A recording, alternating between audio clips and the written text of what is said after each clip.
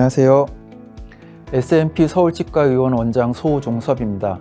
건강한 노화와 기능의 유지 관리라는 주제로 노화 과정에서 기능을 유지한다는 것이 어떤 의미인지, 치과 의사로서 임상적 의미는 어떤 것들인지 같이 이야기 나눠보겠습니다. 먼저 노인치의학에 대해서 이야기해 보겠습니다. 여러분들은 노인치의학이 어떤 학문이라고 생각하십니까? 우리가 먼저 떠올리게 되는 노인치의학은 전신질환이 있으신 노인분들에 대한 컴프로마이즈 트리트먼트를 가장 먼저 떠올리게 됩니다. 노인치의학이 다루는 전통적인 주제들이죠. 노인의 전신질환, 의학적인 문제, 약물 작용이나 제한, 표준 진료 기법을 수정한 처치, 이런 것들을 배웠던 것 같습니다. 어떻게 보면 이렇게 노인치의학의 독립적인 영역이 없었기 때문에 아직 치과대학에서 통일적인 노인치의학 교육과정이 확립되어 있지 않은 것 같습니다. 이러한 전통적 노인치의학의 대상은 치과에 내원이 가능하신, 다른 표현으로는 기능적으로 독립적인 노인분들이시겠습니다. 혈압이 높고 당뇨가 있더라도 혼자 내원해서 진료를 받으실 수 있는 분들에 해당한다고 보겠습니다. 그런데 노인의 약 10% 정도는 거동이 불편하신 분들이시고 주로 요양시설에 계시거나 집에서 요양이 필요한 상태로 계시는 의존적인 분들이십니다. 우리나라 노인 인구가 2022년 현재 17.5%로 대략 5,100만 명 정도 된다고 하면 그중 노인 인구가 900만 명 정도 되겠습니다. 그런데 노인 인구의 8%가 장기 요양 등급 판정을 받은 장기 요양 급여 인정자로서 거동이 불편하신 분들입니다. 주로 요양시설에 계시겠습니다. 우리나라 요양 등급 판정을 받는 것이 그리 녹록하지 않다는 것을 고려한다면 실제 의존적 노인은 10% 이상이 될 것으로 생각이 됩니다. 25년 우리나라 치매 환자는 100만 명에 달할 것으로 추계하고 있습니다. 이렇게 의존적 노인분들이 늘어나고 있고 이러한 분들의 치과 의료 서비스 필요성이 대두되면서 노인치의학은 의존적 노인의 구강 관리를 주요 주제로 가져가게 됩니다. 노인치의학의 독자적인 영역을 구축해 나가는 이전 전통적인 노인치의학과 구별되는 노인치의학 시즌2라고 할 수 있겠습니다. 의존적 노인들은 구강위생을 관리해서 폐렴을 예방하는 것이 매우 중요하고 식사를 잘 유지하는 것이 매우 중요한데 저작이나 연화에 어려움이 있는 경우에 다학제적인 접근을 통해서 관리를 해주는 것을 중점 목표로 하고 있습니다. 우리나라도 촉탁이 시범 사업을 2015년부터 요양시설에 치과 촉탁이 진료가 시작이 되었습니다. 이러한 추세는 우리나라뿐만이 아니라 일본, 유럽도 비슷한데요. 일본은 2010년경부터 의존적 노인의 구강위생관리가 폐렴 예방 및 노인의 건강 유지 매우 중요하다는 인식하에 시설이나 재가 노인들을 방문해서 구강위생 관리를 해주고 연합평가 등을 하는 방문 진료를 강화하기 시작했습니다. 일본은 대략 10년의 시간을 통해서 의존적 노인에 대한 치과 진료 서비스를 구축했다고 자평하고 있는 것 같습니다. 독일도 2010년부터 고령과 장애에도 건강한 구강이라는 구호 아래 시설의 치과 서비스가 제공될 수 있도록 제도를 구축해 나가고 있습니다. 독립적인 노인들에 대한 일반적인 건강보험의 적용과는 구분되는 의존적 노인, 장애가 있는 분들에 대한 치과 치료 및 구강 건강 관리에 대한 보장 범위를 점점 확대해 나가고 있습니다. 기능적으로 독립적인 노인과 의존적 노인, 그 중간 지점에 쇠약한 노인이 있습니다.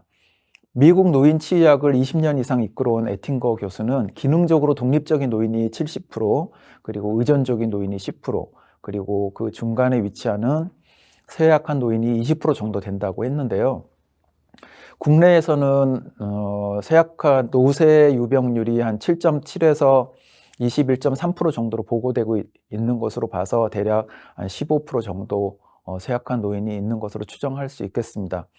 기능적으로 쇠약한 노인이 오늘 우리가 이야기하고자 하는 대상군이 되고 2010년대 후반부터 지금에 이르기까지 노인치의학이 관심을 가지고 있는 영역이라고 할 수 있겠습니다. 노인치의학의 시즌3 정도라고 얘기할 수 있겠네요. 그럼 쇠약한 노인에 대한 전략과 치료의 목표는 어디에 두어야 할까요? 현재 노인치의학의 메인 주제는 쇠약한 노인의 노쇠와 구강 기능 저하, 즉 구강 노쇠와의 관련, 관리 전략에 대한 답을 찾는 것이라고 봐도 될 것 같습니다. 여기서 우리가 노인을 기능적 상태에 의해서 분류하고 있는데 이것은 어떤 의미가 있을까요? 2015년 WHO 건강한 노화 보고서에서 건강한 노화라는 용어는 우리가 학계나 정책계에서 널리 사용하고 있지만 어떻게 정의하는지 또는 측정할 수 있는지에 대한 합의는 놀랍게도 없다고 지적하고 있습니다. 또한 개인의 건강은 질병이 있느냐 없느냐로 구분하지만 노년의 많은 사람들은 하나 이상의 질병을 가지고 있어도 잘 관리하면서 생활하는 데 큰 어려움 없이 지낼 수 있기 때문에 질병을 기준으로 노년기에 적용하기에는 한계가 있다고 하겠습니다. 따라서 WHO는 기능적 관점에서 기반해서 건강한 노화를 고려합니다. 이 보고서에서는 건강한 노화를 노년기의 웰빙을 가능하게 하는 기능적 능력을 개발하고 유지하는 과정으로 정의하고, 기능적 능력은 개인의 내재적 능력과 그 내재적 능력을 지지해주는 환경적 특성으로 구성된다고 서술하고 있습니다. 나이가 들어가면서 개인의 내부적인 능력은 서서히 떨어지다가 어느 시점에 급격하게 떨어지게 되는데요. 물론 이러한 모형으로만 진행되는 것은 아니고 잘 유지되다가 사고나 뇌졸중, 급성기 병변으로 바로 신체적 기능이 뚝 떨어져서 의존적 상태로 들어가기도 하지만 일반적으로는 이러한 경로를 거친다고 할 때 WHO에서는 건강한 노화를 위해서 퍼블릭 헬스 프레임워크를 다음과 같이 제안하고 있습니다. 기능이 잘 유지되는 시기에는 만성질환의 예방과 조기 관리가 헬스 서비스의 목표이지만 쇠퇴하는 시기에는 그러한 예방 조기 관리와 더불어서 내재적 능력을 회복하거나 지연시키는 것이 중요하다고 강조하고 있습니다. 내부적 역량이 상당히 떨어진 상태, 즉 장애 등의 상태로 진입하는 시기에는 환경적으로 역량 감소를 보상해 주거나 일상생활을 하는데, 사회적 활동을 하는데 어떤 장애를 제거해 주는 환경적 지지, 장기 요양과 같은 사회 환경적 지지가 더 중요해지고, 이러한 환경 지지를 통해서 어느 정도 기능적 능력을 유지하도록 하는 보건 프레임워크를 제시하고 있습니다. 대한노인병학회에서 2021년 노인 예방 가이드라인에 서술된 노쇠의 정의입니다.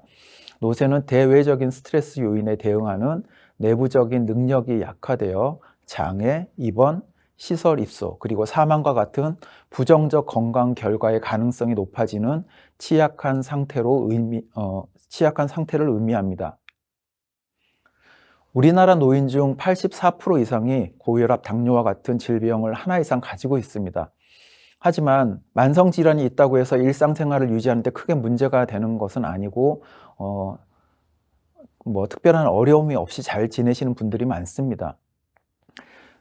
그러나 나이가 들면서 고혈압만 있었는데 당뇨병 진단을 받게 되고 약물을 또 한 가지 복용하게 됩니다. 50% 이상의 노인분들이 2가지 이상의 질병에 노출되어 있습니다. 더 진행되어 이러저러한 만성질환을 앓게 되는 상태, 멀티모비더티라고 하는데 복합질환 이완 상태, 그리고 그에 따른 여러 약물들을 복용하게 되면서 만성질환 관리는 그래도 잘 된다고 하는데 일상에서 기운이 없고 걸음이 느려지고 생활의 활력이 떨어지게 됩니다. 이러한 상태는 기존의 질병 체계로 규명되지 못했던 기능적인 상태라고 할 수 있는데, 우리는 이러한 기능적인 상태를 노쇠라고 정의하고 있습니다. 급성으로 나타나면 선망이 되겠죠. 다시 프레임워크로 돌아가서 기능이 감소하는 단계에서는 내부적 역량의 감소와 지연을 목표로 하고, 이 단계에서 낙상을 당하거나 예를 들어 피모럴 프랙처가 일어나게 되면 바로 회복할 수 없는 의존적 상태로 떨어지기 때문에 낙상, 근 감소, 이러한 위험 요소를 잘 관리하고 중지하는 것이 필요하게 됩니다.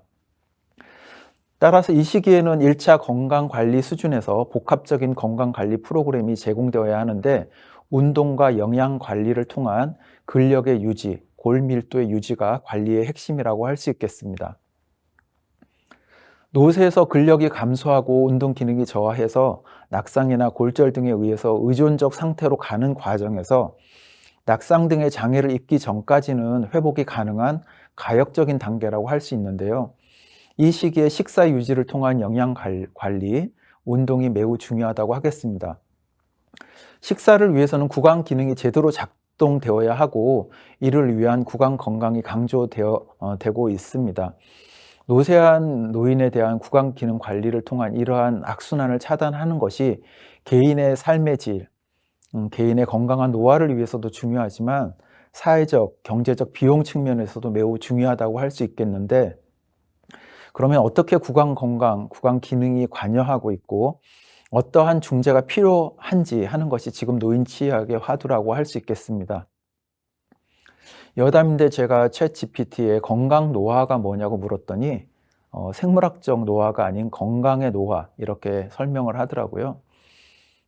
그래서 다시 제가 헬시 에이징이 뭐냐고 물었더니 WHO 보고서 내용을 잘 요약해서 알려줍니다. 건강이 노화하는 거냐, 건강하게 노화하는 거냐, 이러한 뉘앙스 차이가 있는 건데, 개인적으로 오늘 제목은 건강 노화라고 했지만 건강한 노화라는 용어가 건강 노화보다는 적절하다는 생각이 들었습니다. 대한노인병학회에서 2021년 발표한 노쇠 예방 가이드라인에서 노쇠 예방에 오랄 헬스가 중요하다고 포함되어 있고, 일본 동경의 사회복지공중보건국에서 제공하는 노쇠 예방 홈페이지 화면을 번역해서 캡처한 화면인데요. 보시면 잘 먹고 움직여 사람과 연결이라는 구호를 가지고 프레일티 예방 교육 콘텐츠를 제공하고 있습니다. 중요한 포인트는 영양, 체력, 사회 참여이고 여기에 구강을 포함하여 3+1 예방 습관을 강조하고 있습니다. 구강 건강 체크리스트도 제공하고 있습니다. 구강 기능 저하 체크리스트, 구강 청결도 체크 항목을 제공하고 있고, 구강 기능 저하 체크리스트를 보면은 단무지 정도를 잘 씹는 것이 가능한지, 치아가 빠졌는지, 먹은 음식이 입안에 많이 남아있는지, 검저감을 느끼는지, 음식 삼키기가 어려운지를 체크해 보도록 하고 있고, 이러한 체크를 통해서 구강 건강을 잘 유지하는 것이 노쇠 예방의 시작이라고 설명하고 있습니다. 실제 지역 사회 75세 이상 후기 고령자 보건 사업을 시행하고 있는데 노쇠 예방 관리에 초점이 맞춰지고 있습니다. 후기 고령자 질문표에 해당 15개 문항이 있는데 그중 구강 기능 항목으로 저작 기능의 상태를 묻는 질문 4번째 질문과 연하 기능의 상태를 묻는 5번째 질문이 포함되어 있고, 이에 대한 응답에 따라서 구체적인 상담과 교육이 이루어지고 있습니다. 또한 대상자를 선정하여 구강 기능 향상을 위한 보건사업 프로그램을 시행하고 있습니다. 여기에서 이러한 의문이 들 수 있습니다. 구강 건강과 전신 건강의 상관관계도 알겠고 전신 노쇠의 구강 기능 저하가 중요한 것도 알겠는데, 치과 임상의로서 치과 보철은 우리가 3차 예방, 재활 치료라고 이미 배웠고 기본적으로 기능 재활을 포함하고 있는데, 치과 영역에서 기능적으로 독립적인 노인과 쇠약한 노인의 구분이 어떤 의미가 있을까? 치과 치료 자체가 구강 기능 회복이자 관리인데 뭐 특별한 의미가 있는 것일까? 반대로 저는 이렇게 질문을 드려보고 싶습니다. 우리가 치과 치료, 보철 치료를 하고 뭐 틀니를 만들어 드리는 것이 실제로 노인의 기능적 능력을 유지 향상시키는 데 기여할까? 노쇠 예방에 도움이 될까? 우리는 그렇게 믿고 있는데 정말 그럴까 하는 것입니다. 야마모토가 지역 노인을 3년간 추적 연구해서 낙상 발생과 구강 건강과의 관계를 보았습니다. 치아가 20개 이상이 있는 군에 비해서 치아 개수가 20개는 안 되지만 의치를 장착하고 있는 경우에는 낙상 위험은 조금 늘어나지만 유의하지 않은 결과를 보였고, 의치를 장착하지 않은 분들은 낙상 위험이 2.5배 증가하였습니다. 전압 결손된 경우는 5배까지 증가하였다고 보고했습니다. 의치가 낙상 예방에 기여했다고 하겠습니다. 최근 인지 기능에 대한 보철 치료의 영향에 대한 시스테믹 리뷰 논문입니다. 결론적으로 인지 기능을 유지하고 인지 기능을 악화를 예방하는 데 보철 치료가 매우 중요한 역할을 한다고 보고하고 있습니다. 그런데 이러한 긍정적인 논문만 있지는 않습니다. Journal of Nutrition, Health and Aging 2006년 논문에서 여성 노인 826명을 대상으로 의치의 사용, 영양 상태, 프레일티, 사망과의 상관관계를 보았습니다. 의치를 장착하고 있으나 저작이나 연화에 어려움이 있는 군에서 프레일 모두 의치를 장착하고 있지 않은 군, 의치를 장착하고 있으나 장착하고 저작이나 연화에 어려움이 없는 군보다 모두 높게 나타났습니다. 그런데 주목해야 할 것은 의치를 장착하고 저작이나 연화에 어려움이 없는 군도 의치를 장착하지 않은 군보다 전노세, 노세 모두 높게 나타나는 점입니다. 5년 생존율을 추적 조사했는데 그 결과도 동일한 양상을 보여서 의치를 장착하지 않은 군이 생존율이 가장 높았고, 의치를 장착하고 어려움이 없는 군, 의치를 장착했으나 저작 연화에 어려움이 있는 군으로 갈수록 생존율이 낮아지는 것으로 나타났습니다. 이것을 어떻게 해석해야 할까요? 이 논문에서 대상자의 그룹의 어떤 평균 잔존 치아를 조사하지 않았고, 의치를 장착하고 있지 않지만 저작과 연화에 어려움이 있는 군도 있을 수 있는데 그 군을 구분하지 않았기 때문에 우리가 유추할 수 있는 것은 의치를 장착하지 않은 군이 잔존 치아 개수가 더 많아서 더 기능적으로 건강하기 때문에 이러한 결과를 보였다라고 추정할 수 있을 것 같습니다. 그러면 나빠진 구강 건강을 의치로 수복하더라도 기능적 능력을 회복하는 데에는 제한이 있다, 이렇게 해석할 수 있을까요? 의치를 장착한 분들 중 10% 이상에서 저작과 연화에 어려움이 있다고 호소하였는데 이분들의 70% 이상이 전노세, 노세 상태로 조사되었습니다. 이분들은 의치를 잘못 만들어줘서 그런 것일까요?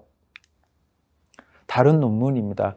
2020년 치아의 수, 의치 사용, 노세에 대한 관련성을 연구 보고한 논문입니다. 4,000명 이상에 대해서 조사를 했는데 치아가 20개 이하인 노인은 의치를 장착하든 장착하지 않든 상관없이 프레일티가 통계적으로 유의한 차이 없이 증가하는 것으로 보고하였습니다. 우리는 보철적 치료가 전신적 기능 회복에 기여할 것으로 생각하고 있는데 이러한 결과는 어떻게 해석을 해야 할까요?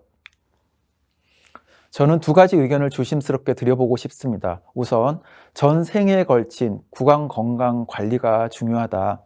많은 연구에서 치아의 수가 전신 건강, 전신 노쇠의 중요한 예견 인자로 제안하고 있지만 이는 잔존 치아의 수 자체보다는 잔존 치아의 수가 구강 건강의 대표 지표로서의 의미를 갖고 있기 때문이라고 하겠습니다.